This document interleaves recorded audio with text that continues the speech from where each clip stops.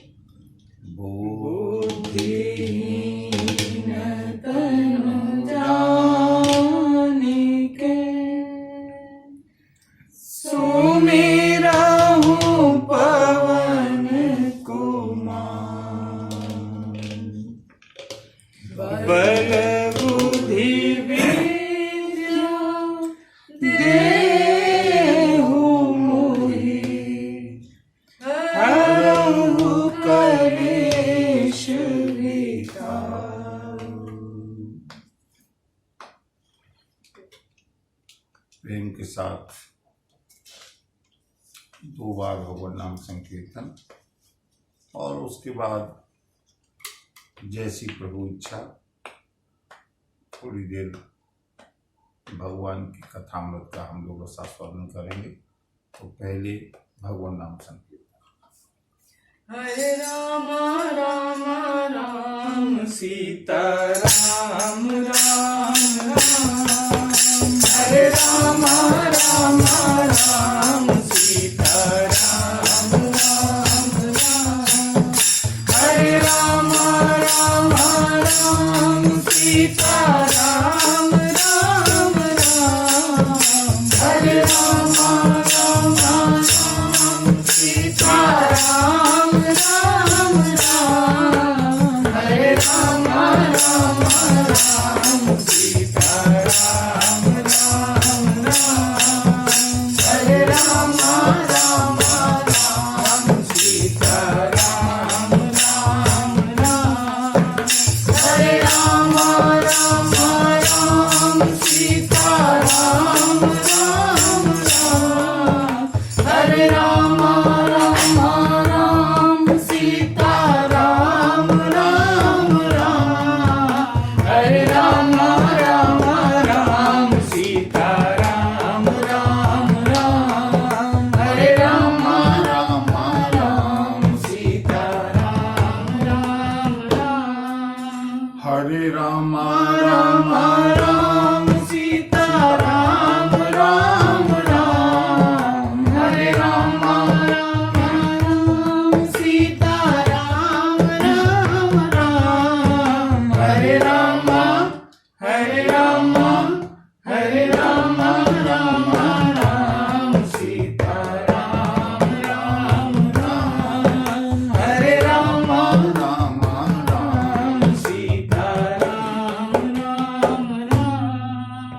हरे हरे राम राम राम सीता राम राम राम। बोलिए श्यावर रामचंद्र की जय। बजरंगबली की की जय। बाबा विश्वनाथ की मंगल भवन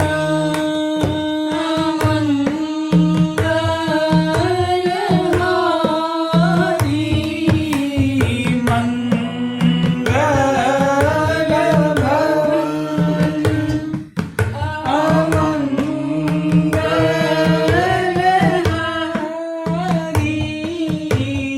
प्रभु सुदशरथ अजीर बिहारी प्रभु सुदशरथ अजीर बिहारी।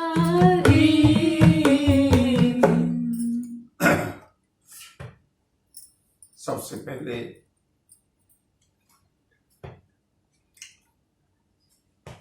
कल कथा के व्यवधान के लिए सभी से क्षमा याचना, और ऐसे सभी रसिक श्रोताओं, भक्तों, साधकों को बार बार साधुवाद, आभार, जिन्होंने कि कल से आज तक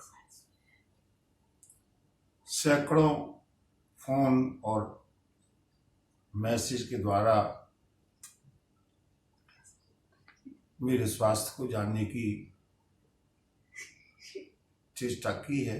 बहुत बहुत धन्यवाद, बहुत बहुत आभार। बंधु, मैं यद्यपि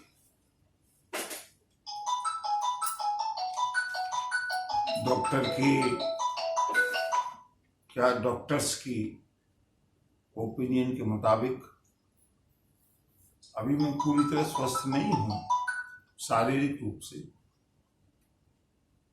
लेकिन स्वस्थ का मतलब क्या होता है? स्वस्थ का मतलब है स्व माने अपने और अस्त माने विराजमान होना।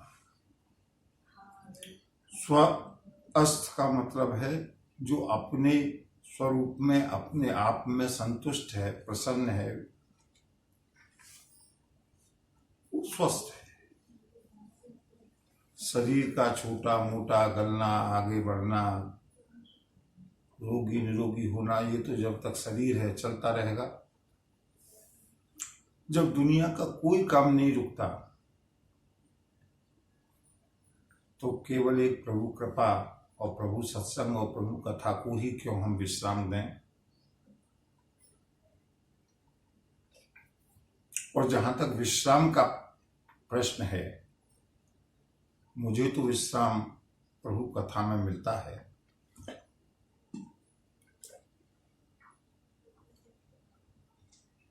आज मंगलवार का दिन है। अंजनी नंदन को प्रणाम करते हुए पहले बजरंगबली की कथा संक्षेप में इसलिए सुनाना चाहता हूं कि विश्राम किसे कहते हैं। जिस समय पवन पुत्र 100 योजन के समुद्र को पार करने के लिए उद्यत हुए हैं, तत्पर हुए हैं, और जैसे ही समुद्र में छलांग लगाई है, समुद्र के ऊपर, समुद्र के बीच में से मैनाक पर्वत ने आकर के हनुमान जी को विश्राम करने के लिए सलाह दी।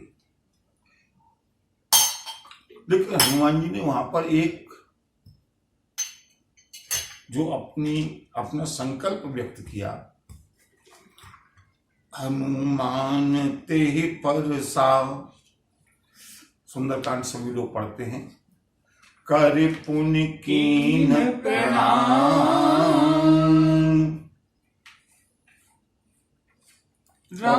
कहा क्या हनुमान जी ने? बोले आपका धन्यवाद, लेकिन राम काज कीन्हे बिना मोहि कहाँ विश्राम। जब तक प्रभु श्री राम का कार्य पूरा नहीं हो जाएगा, मैं विश्राम नहीं करूंगा। ये मेरा संकल्प है, ये राम भक्त का संकल्प है। हनुमान जी ने कहीं विश्राम नहीं किया, पूरी रात पूरा दिन अन्वेषण करते रहे। जब विभीषण जी के पास पहुंचे हैं, जरा कथा में शब्दों का चयन और मानस का भाव समझिएगा।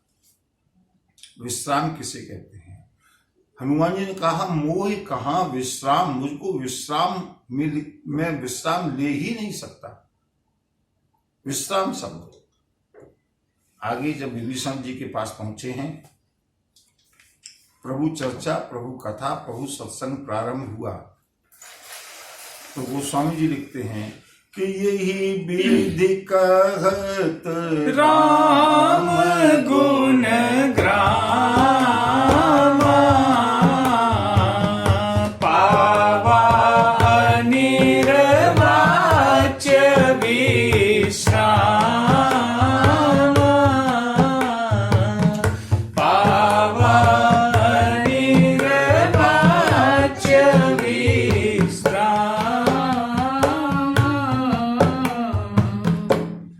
अभी राम काज पूरा हुआ नहीं है, अभी सीता जी की खोज मिली नहीं है, सीता जी का दर्शन हुआ नहीं है, लेकिन उससे पहले ही यही विधि कहत राम गुण ग्रामा, प्रभु की कथा, प्रभु की चर्चा, प्रभु का सत्संग करते करते पावा अनिर्वाच विश्रामा। गोस्वामी जी कहते हैं हनुमान जी को अनिर्वचनीय विश्राम मिला। किसी ने पूछा हनुमान जी से कि आपका तो संकल्प था कि जब तक आप राम काज पूरा नहीं कर लेंगे आप विश्राम लेंगे नहीं। हनुमान जी ने कहा मेरा संकल्प अब भी वही है, जब तक भगवती जानकी का पता नहीं लगा लूंगा तब तक मैं विश्राम करूंगा नहीं। बोले फिर ये? बोले मैंने किया नहीं है, ये तो मिला है। पावा अनिर्वाच विश्रामा, ये प्रभु की कथा का, ये प्रभु के सत्संग का, ये प्रभु की नाम की महिमा है कि जो भी यहां पर बैठेगा उसको अनिर्वचनीय विश्राम मिलना ही मिलना है। ऐसे पावन समय को हम क्यों व्यर्थ जाने दें? ये शरीर की यात्रा चलती रहेगी, हम अपनी राम कथा में आगे बढ़ते हैं। और वैसे भी कई लोगों के फोन आए, एक सज्जन का फोन आया श्री राम जी की बारात क्या लॉकडाउन की वजह से रुक गई है? परिहास था। मैंने कहा नहीं, ऐसा नहीं है, राम जी की बारात चलेगी और धूमधाम से चलेगी। लोग राम बारात के लिए उत्सुक हैं और चलते हैं। आज हम सभी लोग श्री राम बारात का आनंद लेंगे। जितनी देर प्रभु कथा कहलवाना चाहेंगे, जितनी देर समय की अनुकूलता होगी, स्वास्थ्य की अनुकूलता होगी, और उसके बाद आगे की कथा फिर जब प्रभु की इच्छा होगी। मेरे प्रभु श्री राम ने धनुष का भंजन किया है। परशुराम जी महेंद्रगिरी पर्वत से पधारे हैं।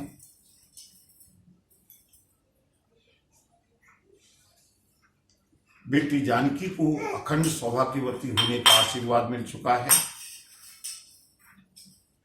राम और लक्ष्मण को चिरंजीवी होने का, यशस्वी होने का, आयुष्मान होने का आशीर्वाद मिल चुका है। इसलिए वर पक्ष और कन्या पक्ष दोनों आश्वस्त हैं कि आप परशुराम जी चाहें जितना क्रोध कर लें, अपने आशीर्वाद की मर्यादा रखेंगे तो कोई अनिष्ट नहीं हो सकता।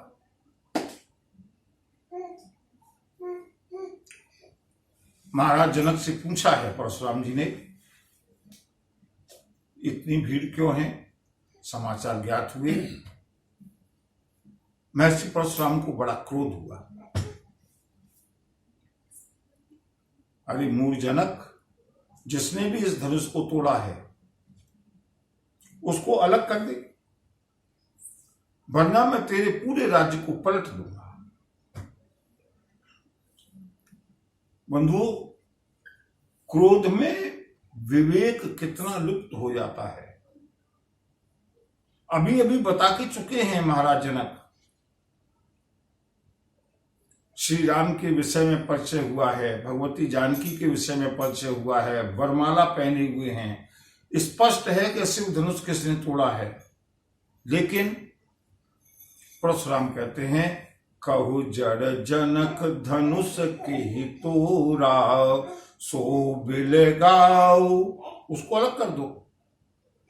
सारी की सारी सभा स्तब्ध हो गई। सभी को शांत और भयभीत देख करके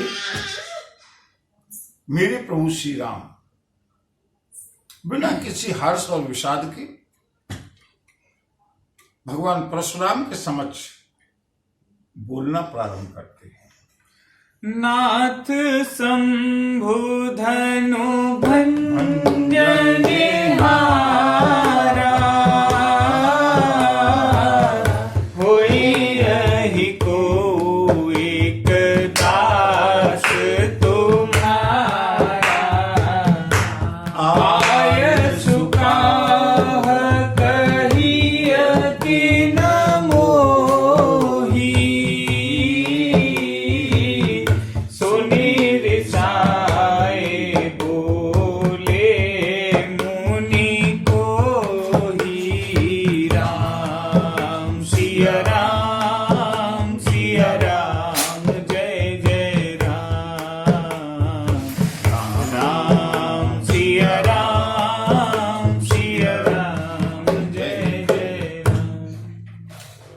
श्री राम का शील। बंधुओं, शील, बल और सौंदर्य, ये तीनों चीजें परमात्मा के अलावा एब्सोल्युटली कहीं नहीं मिल सकती। मनुष्य शीलवान होगा, बलहीन हो सकता है। बलवान भी हो, शीलवान भी हो तो उतना सौंदर्य नहीं होगा। लेकिन शील, सौंदर्य और बल, मेरे प्रभु श्री राम का क्या शील है। श्री राम ने कहा, नाथ शंभु धनु भंजनिहारा। हे प्रभु, भगवान शिव के धनुष को तोड़ने वाला तो कोई तुम्हारा एक दास हो सकता है। आप आदेश कीजिए, क्या करना है। सुन करके महर्षि परशुराम को क्रोध आया। अरे राम,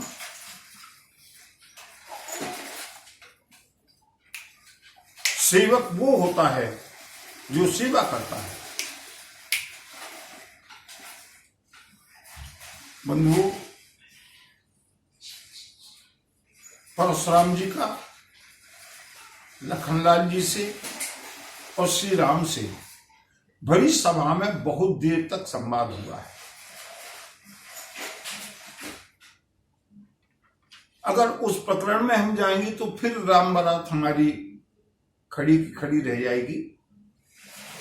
इसलिए थोड़ा सा शीघ्रता से बढ़ते हुए, परशुराम जी का दर्शन करते हुए हम लोग राम बारात की ओर जाना है।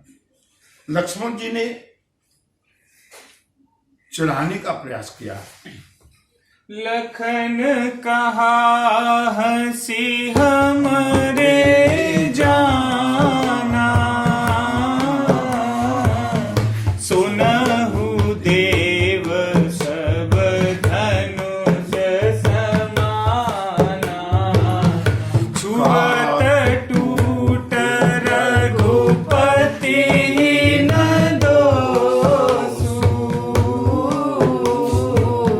मुनि बिनु काज करिय कतरो राम। सिया राम, सिया राम, जय जय राम राम। सिया राम, जय जय राम।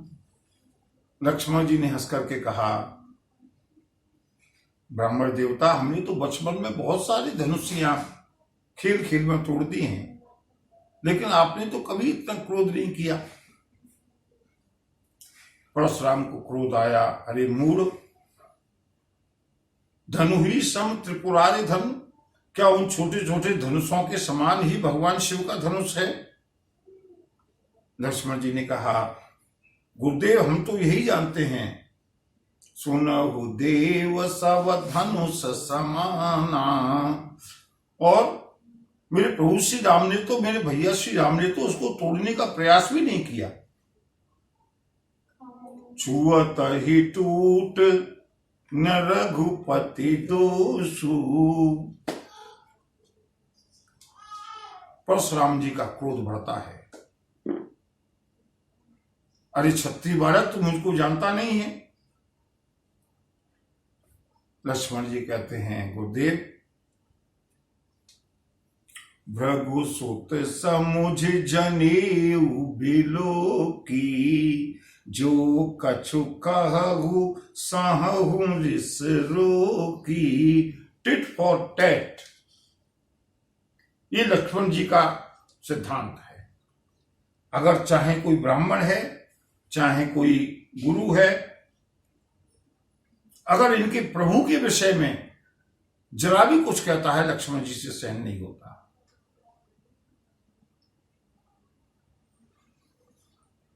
महर्षि परशुराम ने बार बार विश्वामित्र को कभी माध्यम बनाया है,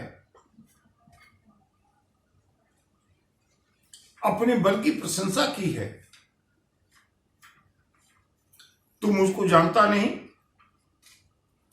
लक्ष्मण जी ने कहा, गुरुदेव, अब जनाने के लिए रह ही क्या गया। अपने मुंह तुम आपनी करनी बार अनेक भांति बहु बरनी नहीं संतोष पुनि कछु कहूँ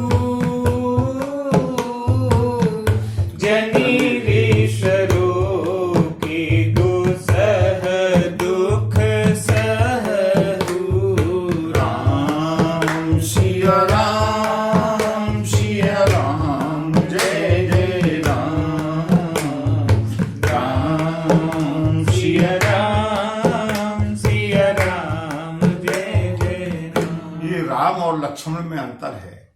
लक्ष्मण जी बार बार चिढ़ा देते हैं परशुराम को, राम जी बार बार अपने शील से, अपने स्वभाव से परशुराम को अपने वश में करने का प्रयास करते हैं। श्री राम बोले, हे गुरुदेव, हे ब्राह्मण देवता, आप क्रोध मत कीजिए, ये तो बालक है। नाथ करहु बालक पर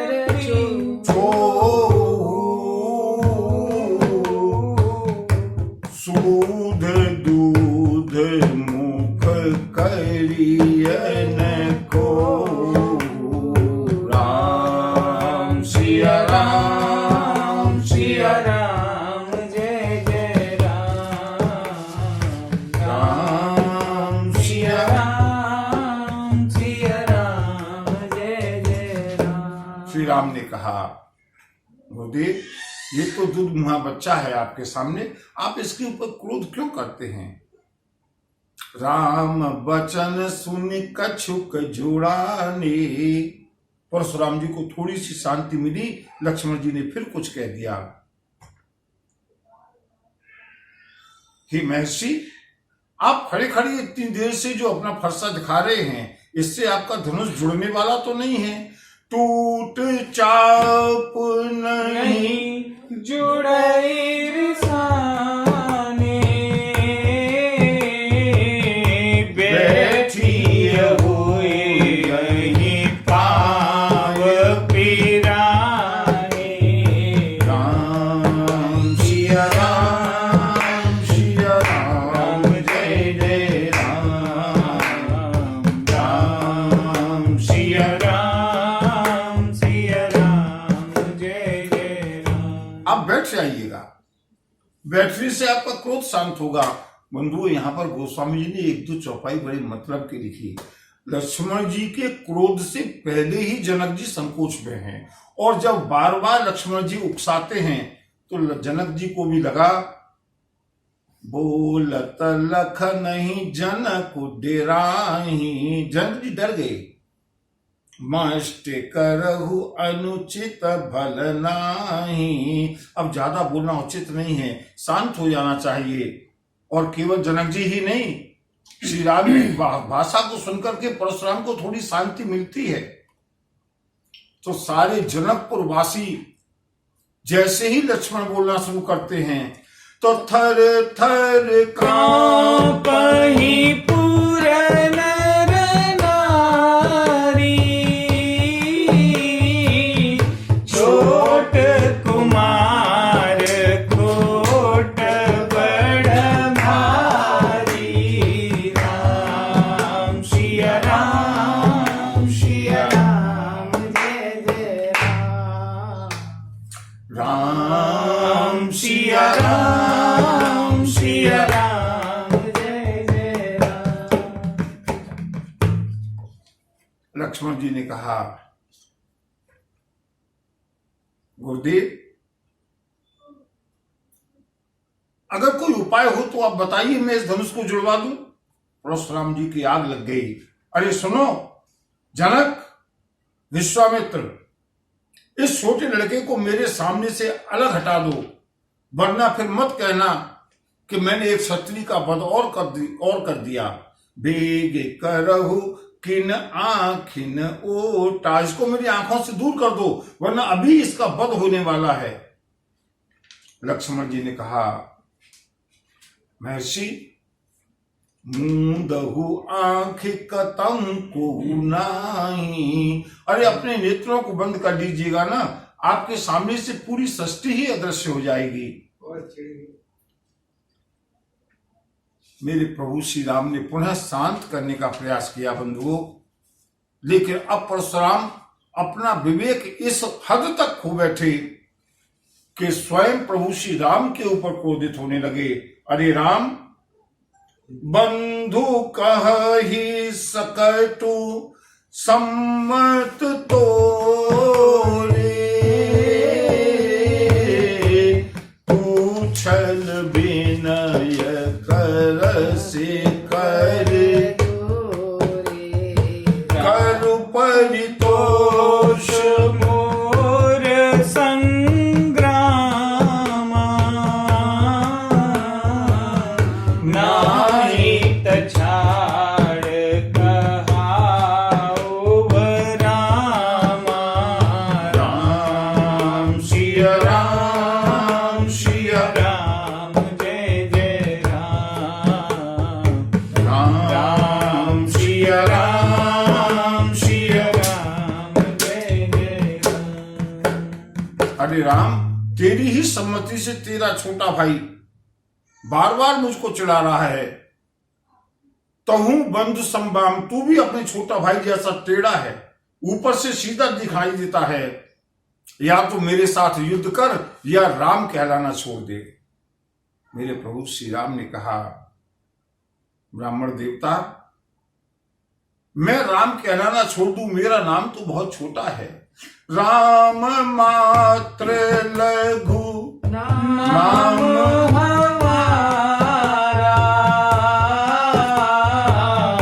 परसु सहित बड़ नाम तुम्हारा। राम सिया राम सिया राम जय जय राम, राम सिया राम सिया। राम जय जय राम। हे महर्षि, मेरा नाम तो केवल राम है, लेकिन मेरा नाम आपके नाम के साथ भी जुड़ा हुआ है, याद रखिएगा।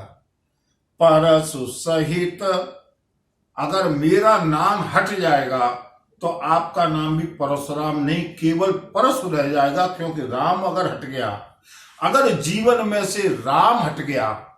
बंधु, कितनी सुंदर गंभीर बात कही है प्रभु श्री राम ने।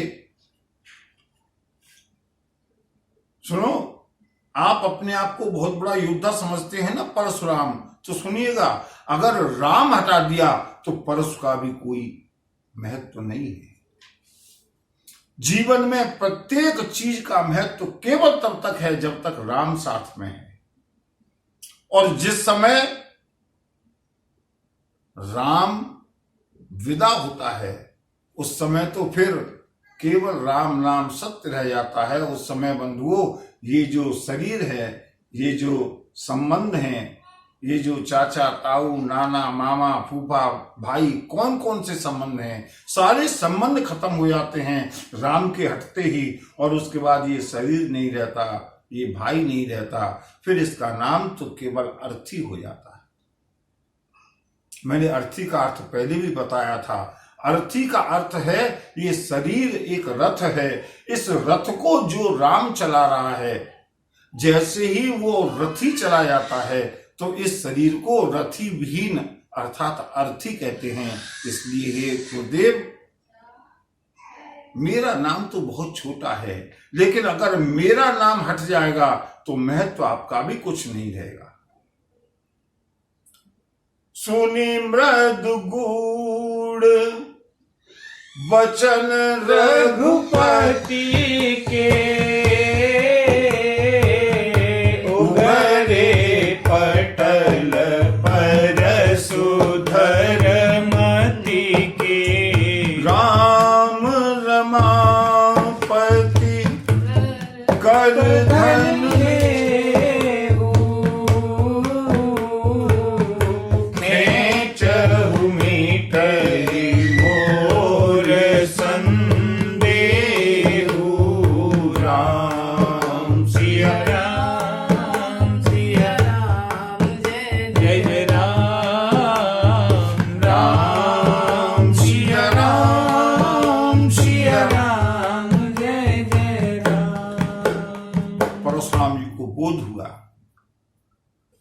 राम,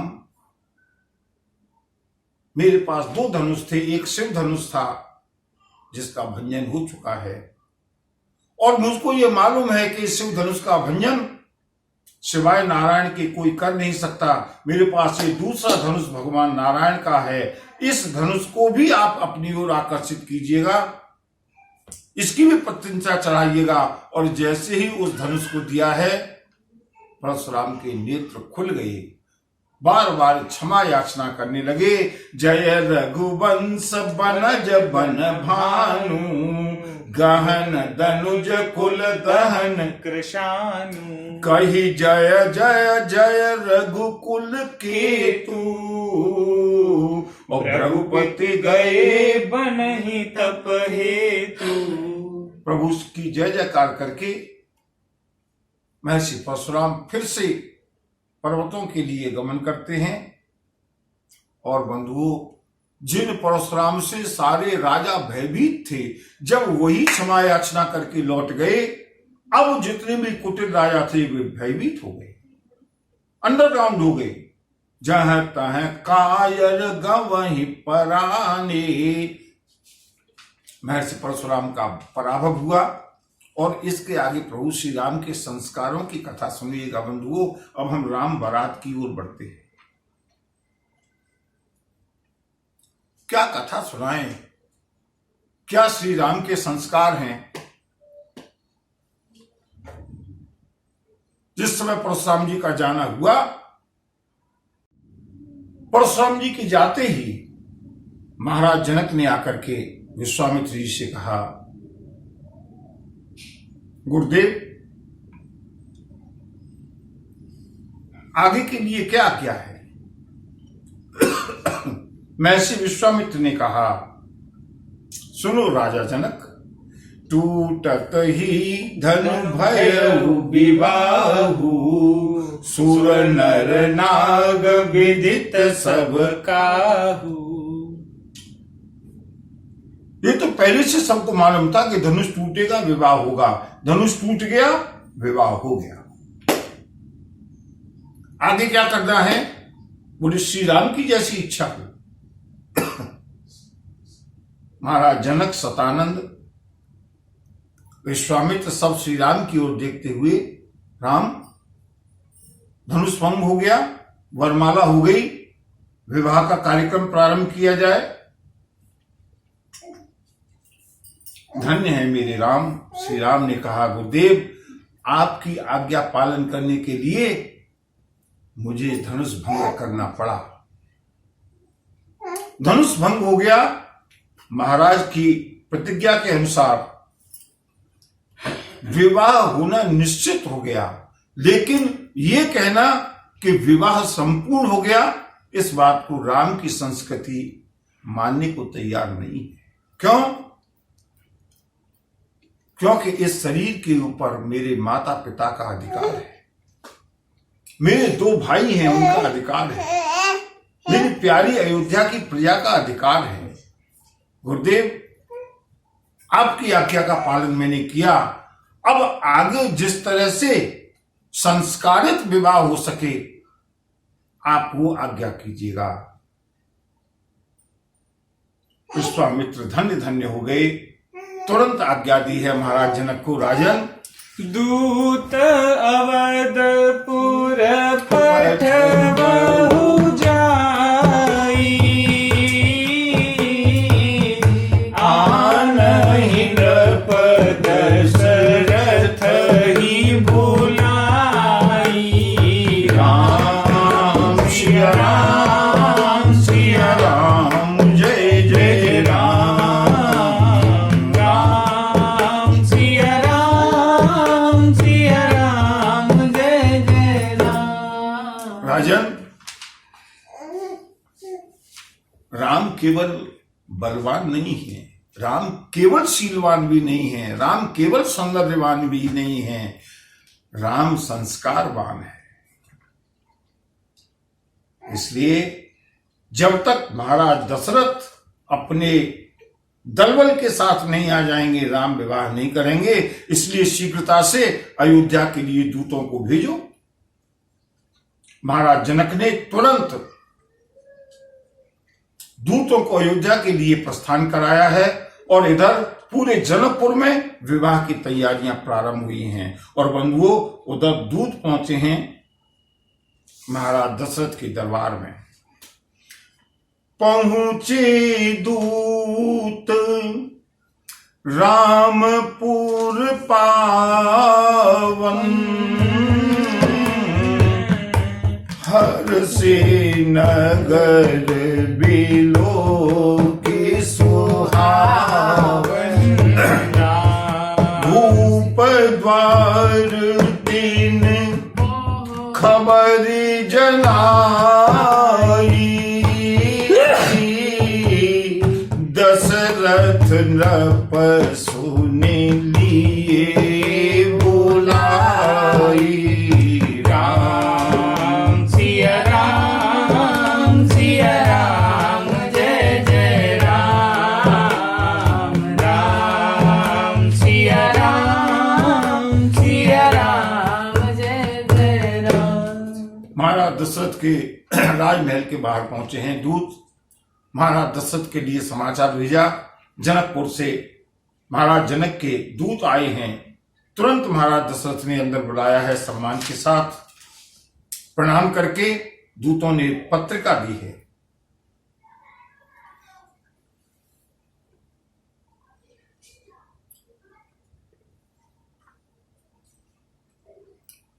बंधु, इससे कहते हैं स्नेह। जिन राम और लक्ष्मण को महाराज दशरथ पल भर के लिए अलग नहीं कर सकते थे, आज उनका कुशल समाचार मिला है। महाराज दशरथ उस पत्रिका को खोलते हैं और जैसे ही पढ़ने लगे, गोस्वामी जी लिखते हैं, बारी बिलोचन बाचत पाती, पुलक घात आई भरी छाती, खिलत रही तहाँ सूरी पाई,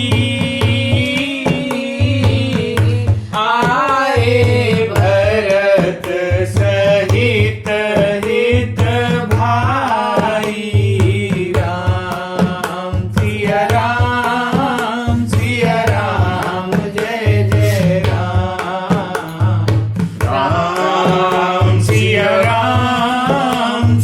राम जय जय राम। महाराज दशरथ ने जैसे ही पत्रिका को पढ़ा,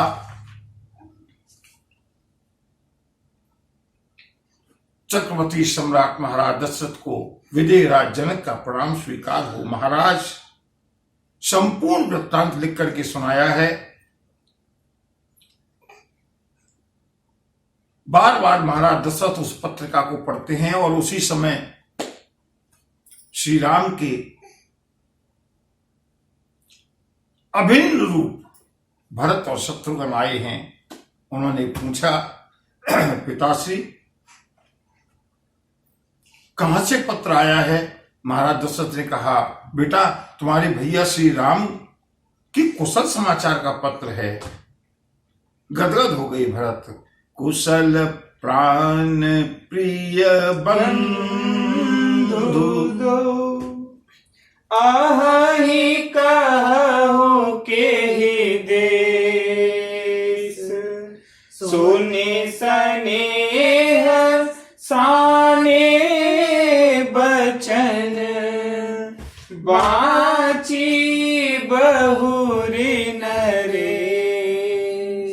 महाराज दशरथ ने दोनों दूतों को लेकर के अपने पास बिठाया। चक्रवर्ती सम्राट हैं महाराज दशरथ, जिनका सम्मान देवराज इंद्र भी स्वयं खड़े होकर के करते हैं। आज उन्हीं दशरथ ने दोनों दूतों को अपने पास बिठाया। पूछने लगे, भैया भैया कहूं कुशल दो बारे, तुमनी के निज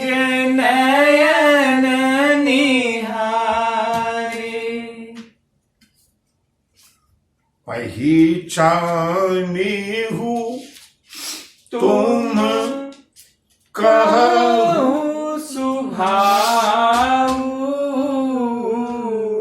प्रेम विवश पुनि पुनि कराऊ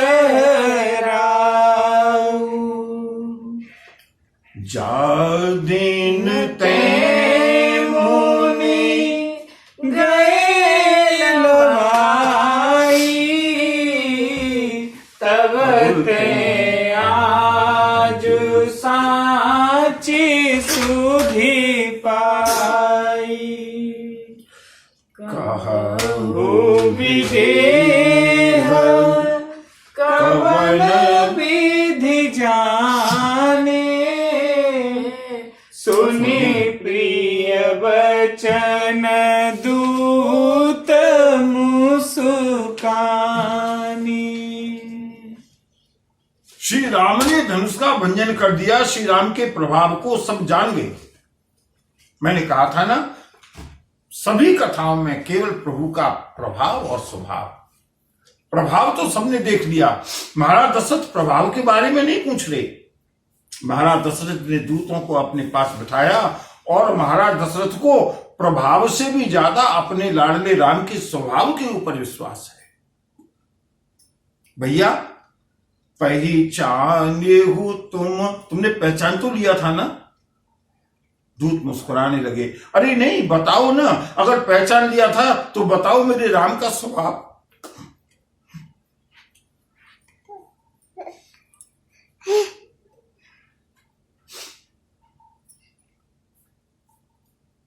मेरे राम का स्वभाव कैसा है?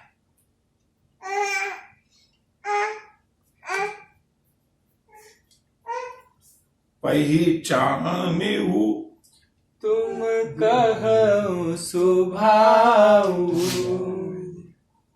अच्छा ये बताओ, महाराज विदेह ने उनको कैसे पहचाना?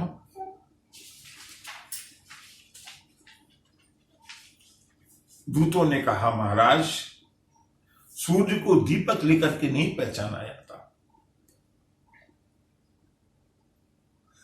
पूछन जोग न तनय तुम्हारे पुरुष सिंह तेहु पुर उजियारे। राम सिया राम सिया राम जय जय राम। राम सिया राम सिया राम जय जय राम। महाराज आपके पुत्र परिचय देने लायक नहीं है। जिस स्वयंवर में पूरे आर्यावर्त के राजा एकत्रित थे, जिनसे वो धनुष हिला भी नहीं, उसी धनुष को आपके राजकुमार ने देखते ही देखते उठा करके भंग कर दिया। जिस रावण ने कैलाश पर्वत को उठा लिया, वो भी रावण उस सभा से पराजित होकर के गया। और इतना ही नहीं, जिस समय धनुष का भंजन हुआ, सोने सरोस भृगुनायक आए। बहुत बहुत प्रयास किया, बहुत धमकाने की कोशिश की महाराज परशुराम ने, लेकिन अंत में श्री राम के सामने समर्पण करके चले गए। महाराज ये तो श्री राम का स्वभाव है और यही राम का प्रभाव है। और सुनो राजन, अगर आप ये कहते हैं कि पहचाने कैसे, तो देव देखी तब बालक दो अवन आंखें पर आवत को। राम श्री राम श्री राम जय जय राम। राम सिया राम जय जय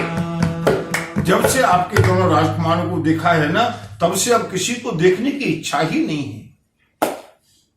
सारा राजसमाज प्रसन्न हुआ।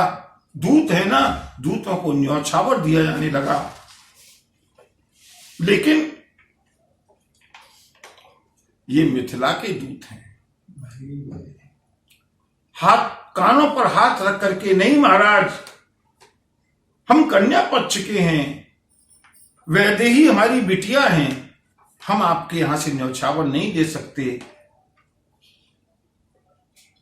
महाराज दशरथ को पत्रिका देकर के दूत विदा हुए हैं और उधर महाराज दशरथ ने पत्र को ले जाकर के अपने कुलगुरु वशिष्ठ जी को सौंपा है। गुरुदेव आगे के लिए क्या आज्ञा है? गुरुदेव वशिष्ठ ने कहा, राजन आज्ञा क्या है?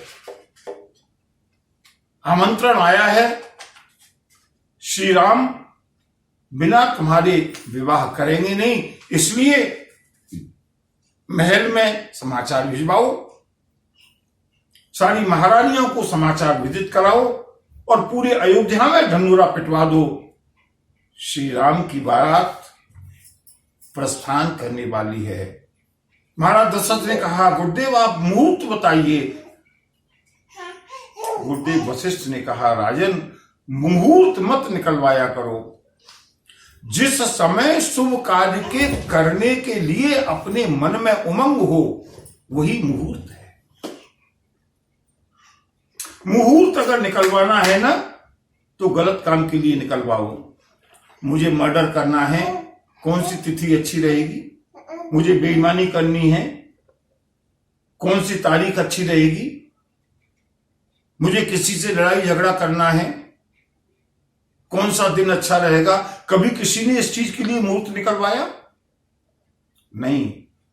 जब मन में आया तब गलत काम कर दिया, और अच्छे काम करने के लिए मुहूर्त, मुहूर्त और मुहूर्त। राजन सुनो, ये सिद्धांत है, शुभ कार्य करने के लिए कभी किसी मुहूर्त की आवश्यकता नहीं है। जब मन में पवित्र संकल्प उठे उसे तुरंत कर देना चाहिए। और रही श्री राम की बारात की बात, जिस समय यहां से बारात प्रस्थान करेगी, वो मुहूर्त सर्वश्रेष्ठ मुहूर्त अपने आप हो जाएगा। समाचार भिजवा दिया गया। महाराज दशरथ आए हैं महलों में। भगवती कौशल्या, भगवती कैकेयी और भगवती सुमित्रा को समाचार दिया है। बंधु जरा कल्पना कीजिए, जिनके पुत्र कितने दिन से बाहर गए हैं, कोई समाचार नहीं मिला, आज समाचार मिला है। हमारे कुमारों ने पूरे विश्व में डंका बजाया।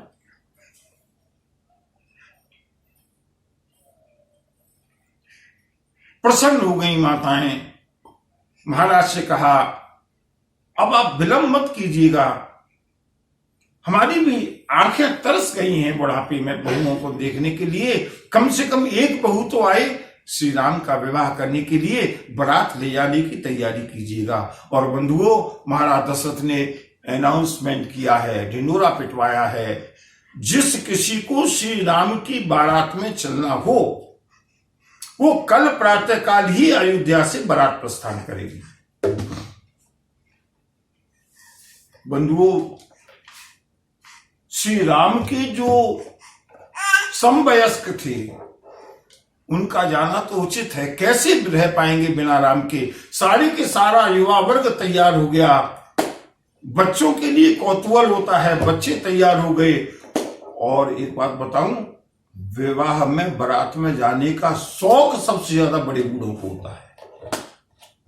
बड़े बूढ़ों ने कहा, बिना हमारे विवाह कैसे होगा? कोई ऊंच नीच हो गई तो? अयोध्या के सारे बच्चे, सारे युवा, सारे वृद्ध पूरी रात तैयारी में लगे हैं। आखिर श्री राम की बारात है। और बंधुओं, महाराज दशरथ सबसे आगे, गुरुदेव वशिष्ठ का रथ है, उसके पीछे महाराज दशरथ का रथ है। प्रातःकाल हुआ, उसके पीछे घोड़ों पर भरत और शत्रुघ्न सवार हैं, उसके पीछे अयोध्या का अपार जनसमूह चलो चलो रे राम बारात, सभी जन मिली जुली के। चलो चलो रे राम बारात, सभी जन मिले जुले के। चलो चलो रे राम बारात, सभी जन मिले जुले के। गावहि सुंदर मंगल गीता, सब जन मिल के। ले ले नाम राम और सीता, सब जन मिल जुल के। चलो चलो रे राम बारात, सभी जन मिल जुल के। चलो चलो रे राम बारात, सभी जन मिल जुल के। जिसने भी तैयारी की है, कल कथा नहीं हुई थी, प्रभु श्री राम की बारात में चलने के लिए प्रेम के साथ, उमंग के साथ, जब जहां सुन रहे हैं प्रेम के साथ गाएं, ये सोचते हुए कि चलो चलो रे राम बारात, सभी जन मिल जुल के। चलो चलो रे राम बारात, सभी जन मिल जुल के। गरजहि गज घंटा धुन घोड़ा, सब जन मिल जुल के। रथ रब बाज हिंस चहु ओरा, सब जन मिल जुल के। चलो चलो रे राम बारात, सभी जन मिल जुल के। चलो चलो रे राम बारात, सभी जन मिल जुल के। गावहि गीत मनोहर गाना, सब जन मिल जुल के। अति आनंद न जाई बखाना, सब जन मिल जुल के। चलो चलो रे राम बारात, सभी जन मिल जुल के। चलो चलो रे राम बारात, सभी जन मिल जुल के। चढ़ी अटारिन देखहि नारी, सब जन मिल जुल के। लिए आरती मंगल थारी, सब जन मिल जुल के।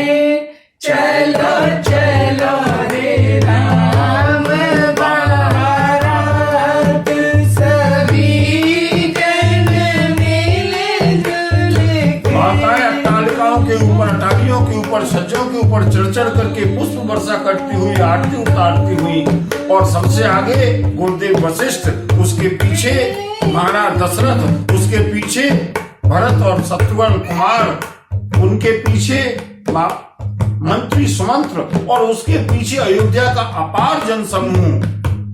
महाराज दशरथ ने कहा, गुरुदेव बारात प्रस्थान कराई जाए।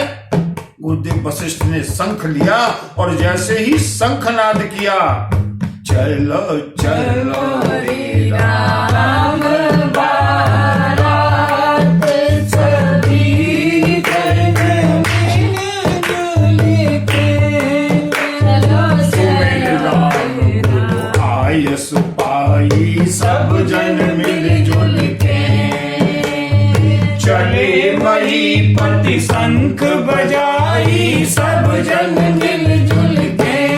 चलो चलो चलो रे राम बारात, सभी जन मिल जुल के। रास्ते में शगुन होने लगे, बारात है। मन में ऐसा विचार करके कि हम सभी लोग प्रभु श्री राम, अगर प्रभु को अपना माना है तो, और केवल कहानी सुननी है तो बात अलग है, और कथा का आनंद लेना है, ये सोच करके कि हम सब प्रभु श्री राम की बारात में जा रहे हैं। बारात चली है जनकपुर के लिए, और बंधुओं जनकपुर में बारात का भव्य स्वागत होगा, और कल विवाह श्री राम और भगवती जानकी का और चारों भाइयों का विवाह होकर के, यदि प्रभु की इच्छा हुई तो कल संपूर्ण विवाह हो जाएगा। लौट करके हो सकता है कल अयोध्या में आ जाएं, या जैसी प्रभु की इच्छा। इन्हीं शब्दों के साथ आगे का आनंद हम लोग कर लेंगे। बोलिए भक्तवत्सल भगवान की जय, सियावर रामचंद्र की जय। नमः पार्वती पतये हर हर महादेव। जय गुरु। जय गुरु।